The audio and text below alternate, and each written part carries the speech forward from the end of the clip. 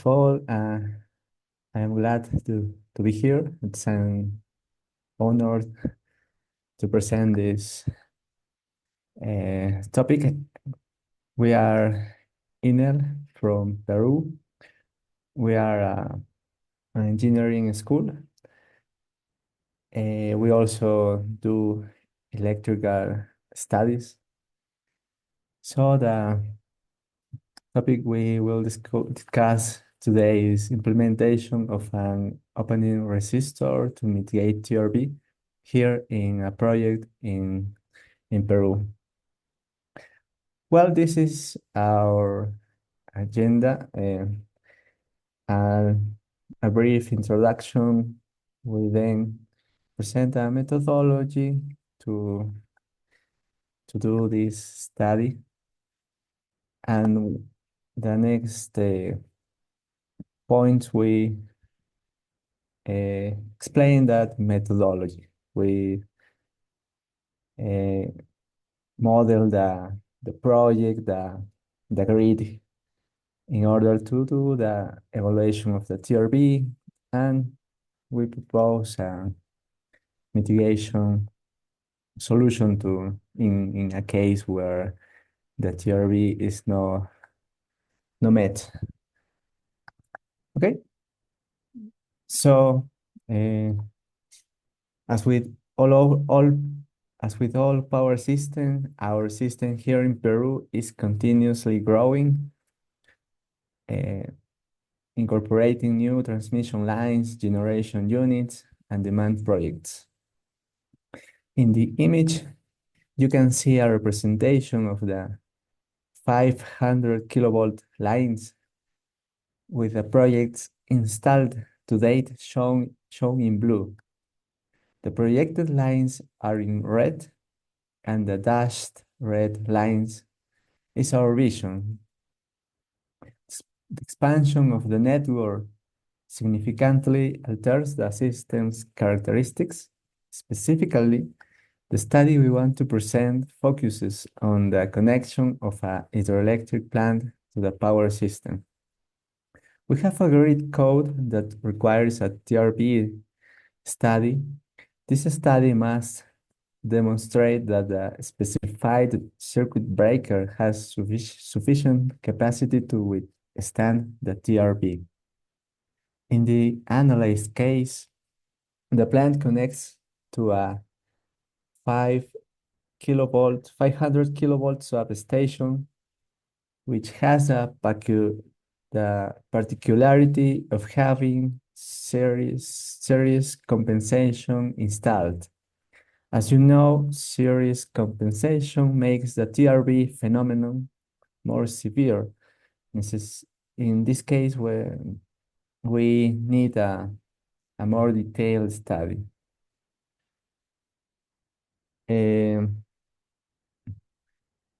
As we know, we must ensure that the circuit breaker in our project and also the circuit breakers in the network are capable of withstanding the TRV.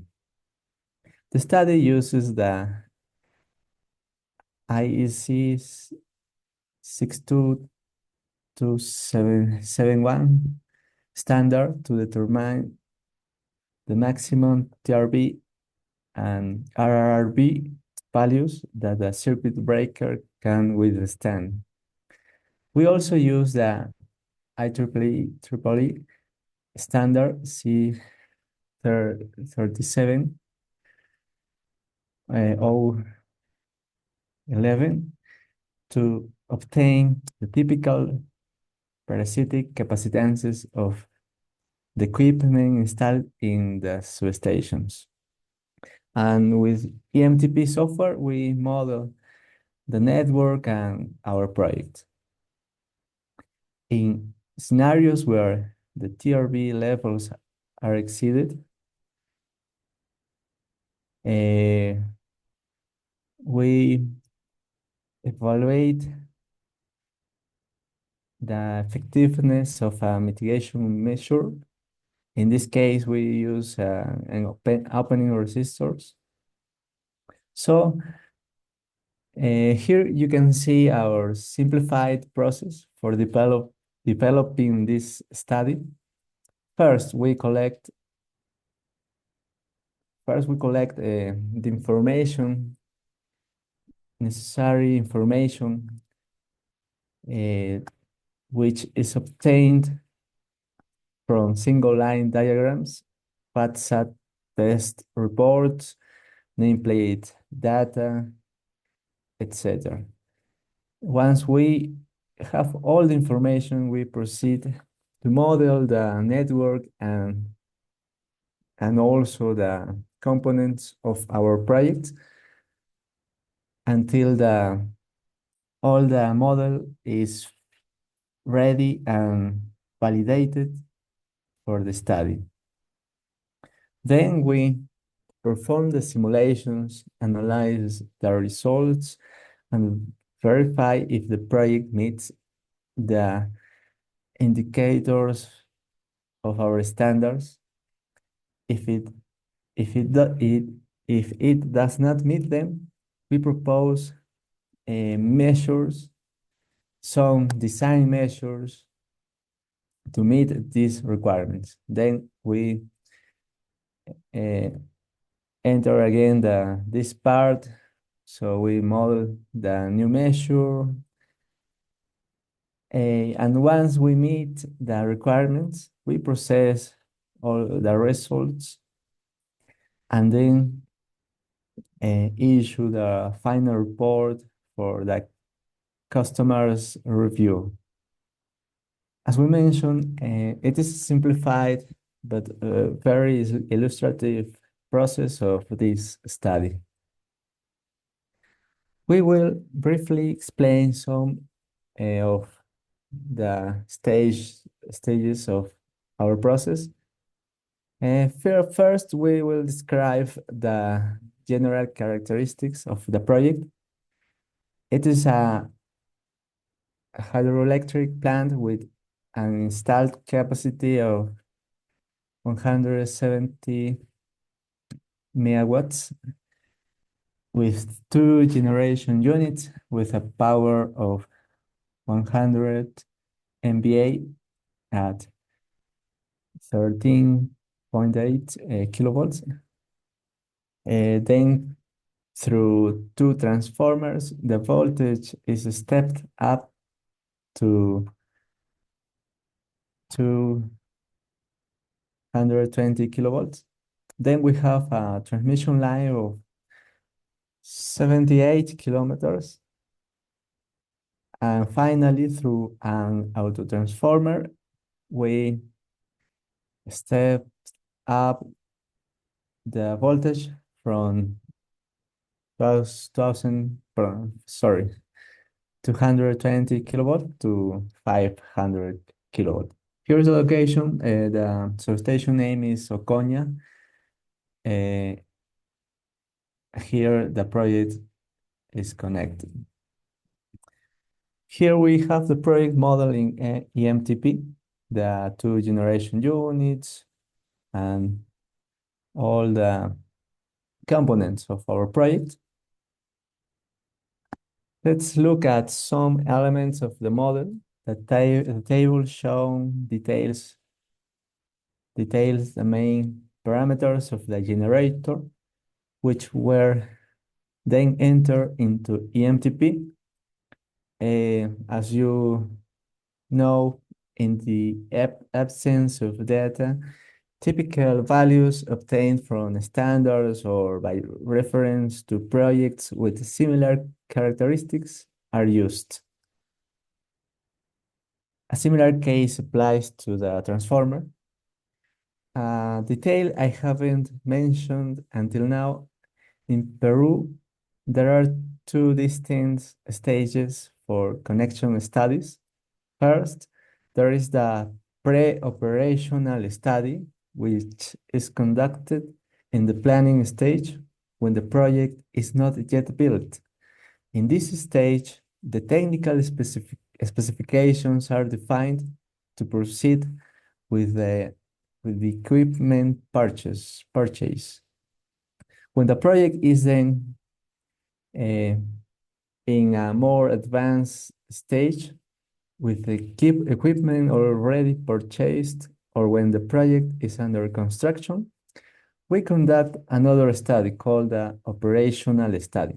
So two stages, pre-operational study and operational study. The difference is when in one stage the project is not built yet. In this case, the study we are presenting is in the planning stage, meaning it is a pre-operational study. For this reason, the electrical losses of the transformer have been estimated and do not come from a test report. We continue. Here we have the line model in EMTP. Well, the auto transformer model also. Here is this something that you already know. Here is an important point. In Peru, we still do not have a large-scale model for electromagnetic transients. Our neighbors in Chile are developing a model of that magnitude, and there are many cases around the world where they already have these large-scale EMT models. So in Peru, this type of study is still conducted using network equivalents. In this particular case, the equivalents were obtained using Silence Power Factory software, which is the standard software for static and dynamic studies. There you can see those calculations we already did in Xylene and then enter in EMTP. The parasitic capacitances of the installed substation equipment were estimated according to figure B.2 of IEEE C37.011.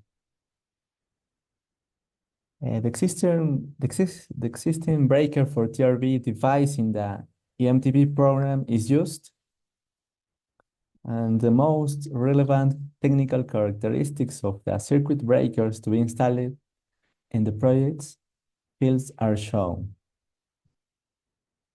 Finally, a part of the interconnected system of Peru was modeled. The characteristics of these elements, such as transmission lines and substations, were provided by the system operator. A point here is that in Peru, the operator still doesn't have an standard software for EMT studies. So we present this study in EMTP, but they had some difficulties in reviewing the study. Okay, so let's see the study. Once we finish the model, we proceed to analyze the TRV. In this image, you can see the faults analyzed. In particular, where the TRV requirements was not met, was in the line circuit breakers. Here are highlighted in light blue and green. Those circuit breakers had problems with TRV. Faults 1 to 4, 1, 2, 3, and 4 are terminal faults, and faults 5, 6, 7, and 8 are short line faults uh, at 5 kilometers according to IEC 62271. The figure above shows a case of a terminal fault in which we meet the TRV requirement. Conversely, the figures below show short line fault in which we do not meet the requirement. Uh, it's the then you can see here that maximum TRV are above the limit of the TRV capacity. Here we have a summary of the results of observing that the TRV peaks and the RV growth rate evaluated according to the standardized curves of IEC 62271. As mentioned earlier, in the case of terminal faults, we meet the TRV with the stand requirements. However, we cannot say the same for short line faults. We exceed those capacities. So our solution was very simple. We also evaluate and other measures, but we choose finally the installation of opening resistors in this case, and we reanalyzed the simulated cases, and as we can see in the figure and the table on the next slide, we now meet the TRV requirements. Okay, now with this opening resistor, we finally comply with our grid code. So we have some recommendations. It's very important to have a detailed physical layout of the substation, including all the elements and equipment as transformers, as circuit breakers, instrumentation transformers. So we model each strike capacitance of this substation in particular. And also we need information of our grid and the area near our project. So we also need to evaluate different operating scenarios and generation dispatch, different conditions of generation and demand. Here in Peru, the operator already give us those cases in the Silent Power Factory software. They provide us of a model that already has those dispatch scenarios. Well, we in this presentation we present or we show some cases, but as you should know, this study is performed using statistical analysis. So we need to model the circuit breaker with that condition, with that characteristics. We need to perform a statistical analysis. Okay? Here in Peru, the Greek code, the Greek code requires that we perform a statistical analysis of 200 simulations, so we can have the values in accordance to this analysis. In conclusion, each circuit breaker in the project and in the zone was evaluated by simulating different types of faults, out of phase opening terminal faults and short line faults, and there are different network topologies and generation and demand scenarios. It has been found that short line faults in the project line circuit breakers exceed the limits recommended by the IEC 62271 100 standard. According to the results, the substation equipment will be protected by installing opening resistor to prevent possible arc reignition when the circuit breaker's poles open. Okay, thank you very much. I wait if there is any questions. If you would like, also you could write to me to this email. But well, here I wait